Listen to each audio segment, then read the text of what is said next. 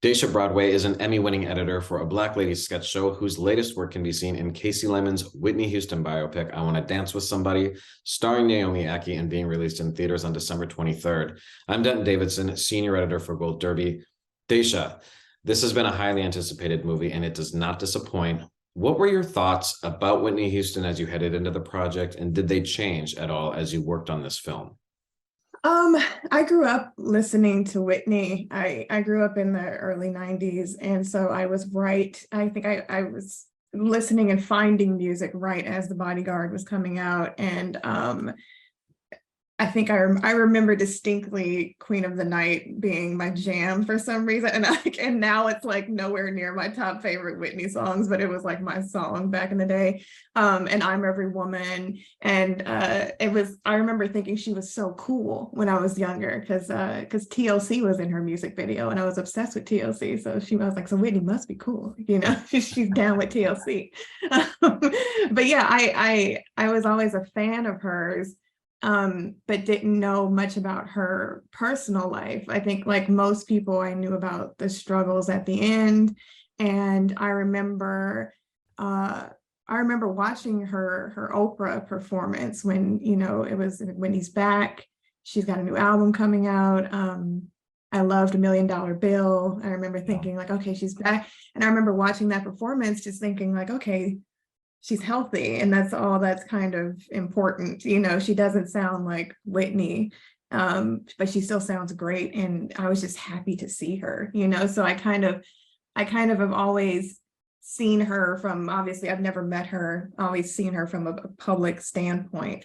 And I learned so much more about her just researching for the film, because like I said, I didn't know anything about her personal life. I knew her sort of celebrity family connections, like Dionne Warwick and CeCe Winans. I knew about her family connections, and I knew who Sissy Houston was.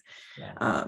But I did a lot of research, and where I tried to watch, because she never wrote her own book about her life. There's nothing in like Whitney's words that I could read to like get more insight into her. So I watched every interview I could get my hands on from the 80s to before her passing, to sort of see what kind of person she was. And you could see her get more honest in her interviews, like throughout the years. I think when she was younger and coming out, and you're sort of this like manufactured pop star, as what happens today, it happens with every artist today. She was, just smiling and kind of dancing around questions. But then, I think we all know the Sometimes interview where it's like you can see her kind of just tell her, be like living her truth a little bit more. So those were the more like eye-opening interviews that I learned, in which I learned a lot more about her as a person, as a human being. And I think she was fascinating. She's definitely complicated, as we all are.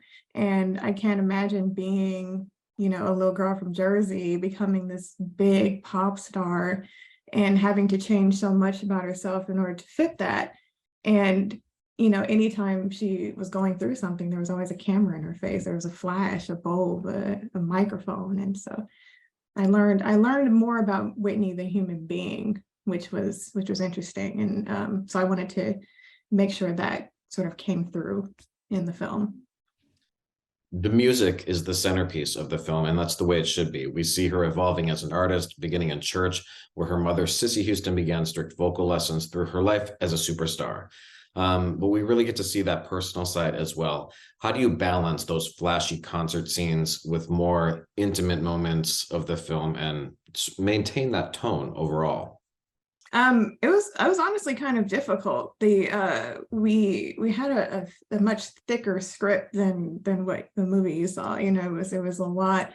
And the lyrics weren't written into the script, so I knew those performances were going to be 2 to 3 minutes, and just knowing the songs. And so then it was about kind of, as Sissy says in the film, every song is a story. So I had to think about it that way. It's like, if we're cutting to a performance, it has to be for a reason. We have to utilize that performance to move the story forward. We can't just have a moment where we're having it's not a concert film.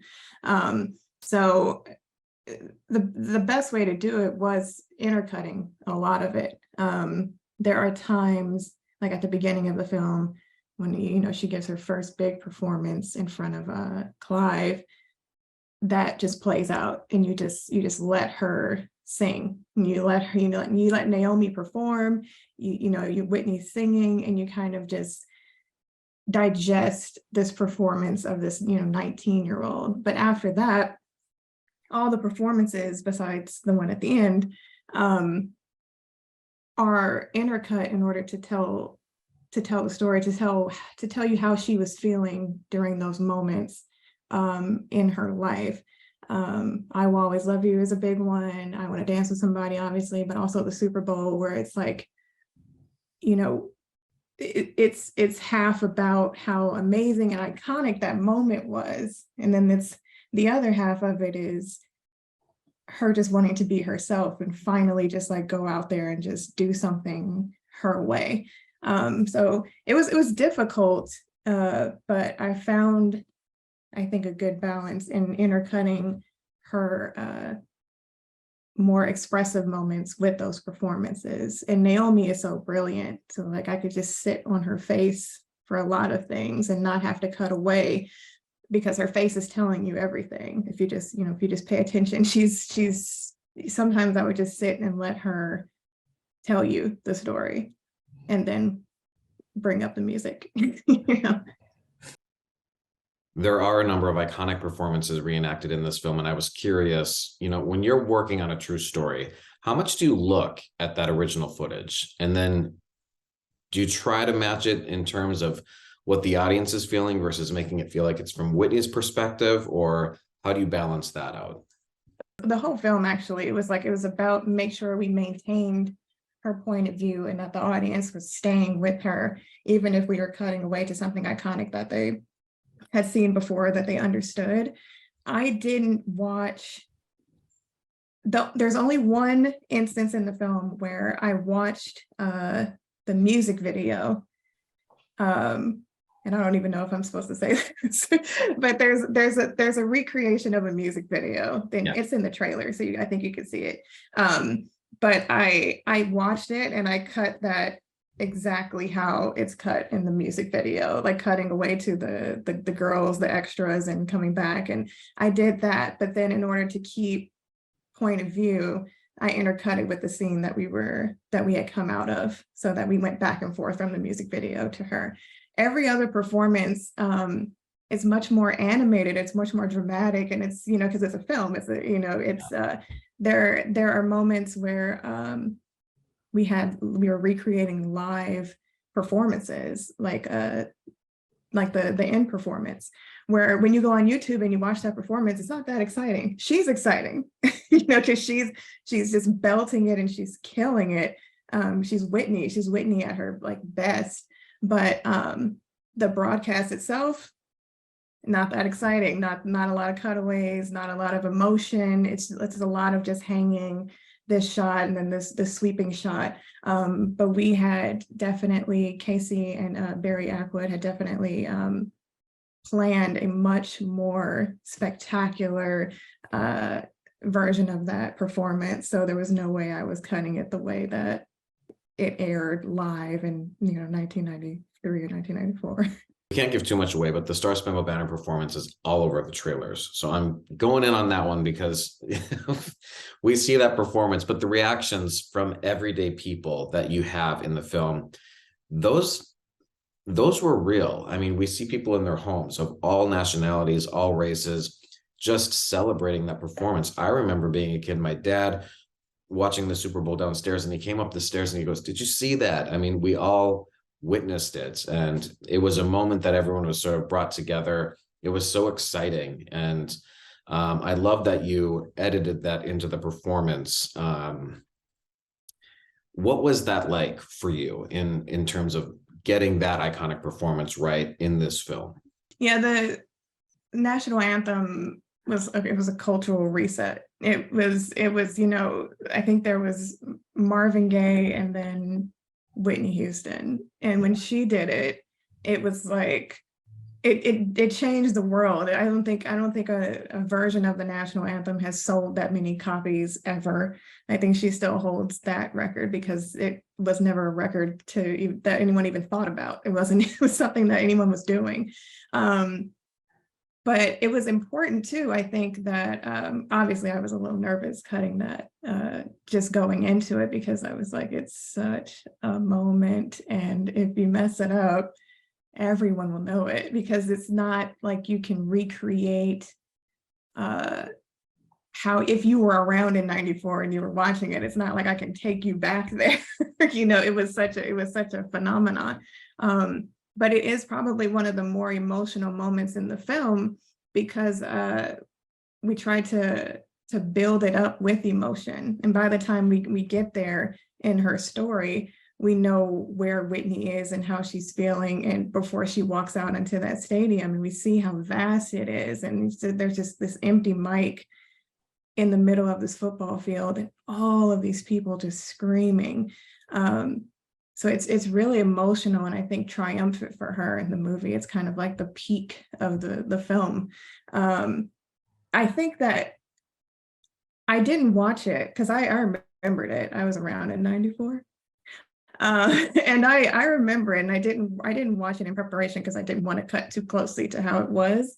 But I did like that Casey shot all of these different people watching it, because that's the thing that I think people forget, because we were in the middle of a war during that time. And when she's saying that, there was this feeling of patriotism that kind of ran through the country. And it was great to see the people in the army watching it. And like you said, you can YouTube people reacting to it. The guys who like jump up when she hits that note, that actually happened. You can YouTube that. There's like people there's a bunch of guys who were like, yeah, the girl from Jersey. Like, and then like, and when she hits that note, they like erupt. And it's like, it's great because it puts, I think it puts the audience like back to that space where it was like, this is how it felt for Americans, because she was America's princess.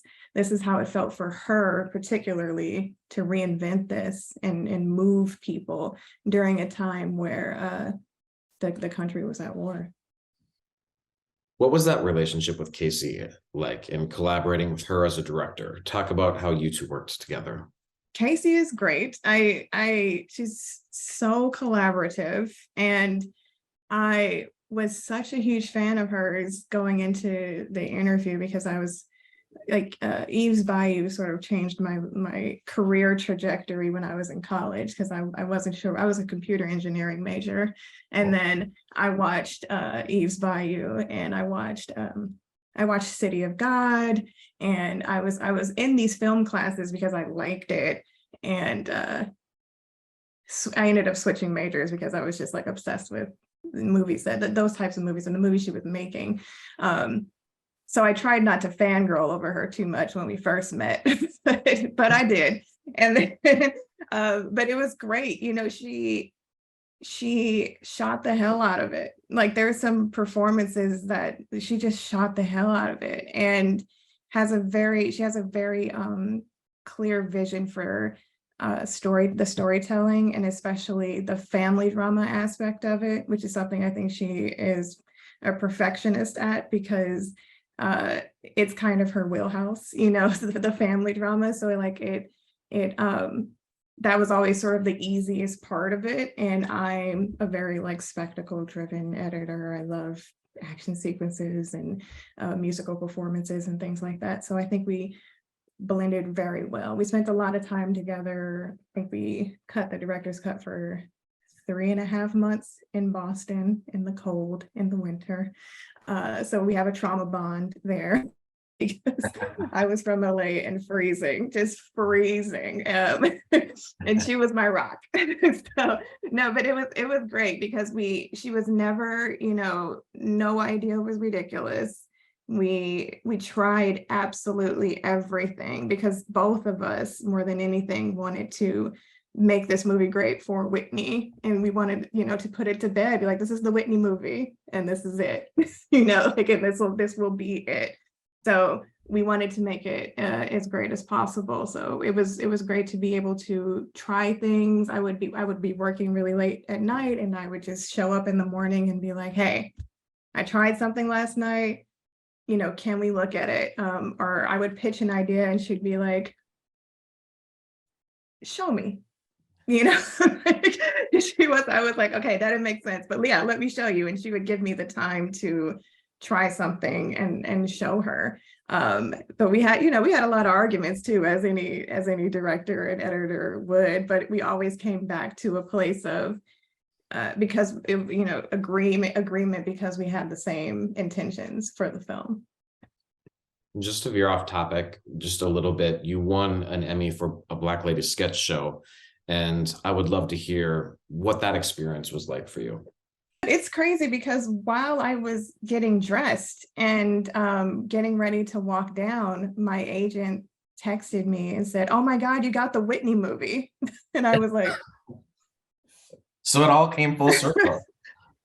It was all like, because I had interviewed, I think the week before the Emmys, and I was getting dressed and I saw that text message and I just threw my phone on the bed and I was like, I can't think about that right now because that's crazy. That's freaking crazy. It was like the idea of me editing a film with Kasi Lemmons is crazy. And it's about Whitney Houston. That's a lot. It's a lot. And I was like, and I'm literally about to walk out the door and I might lose another Emmy. So I'm just like, I can't Emmy night, think about it. On Emmy night, you booked this job. Yes. Wow. Like an hour before it started, an hour before the show started. And then you went. So I didn't. And then I won. Yeah. And then we went, and I'm sitting there with this information at the table, not telling anybody because I can't think about it because I'm like, I just can't do two things at once.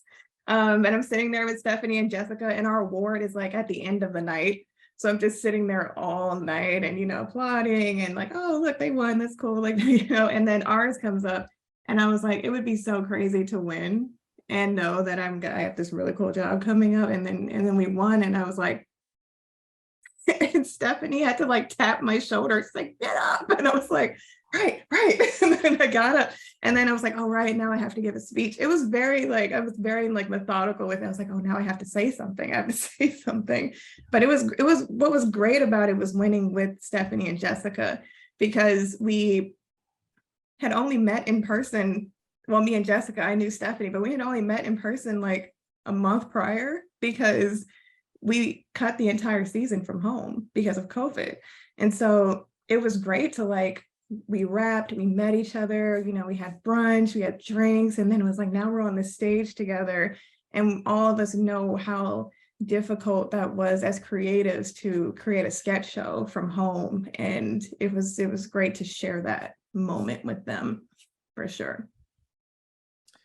Well, congratulations on this film. Best of luck to you at all of the upcoming awards shows, and people watching this interview can go to goldderby.com. Make your awards predictions for the Oscars and everything else coming up. And Daysha, thanks again for speaking with Gold Derby today about I Want to Dance with Somebody. Thank you. Thank you for having me, Denton. I appreciate it.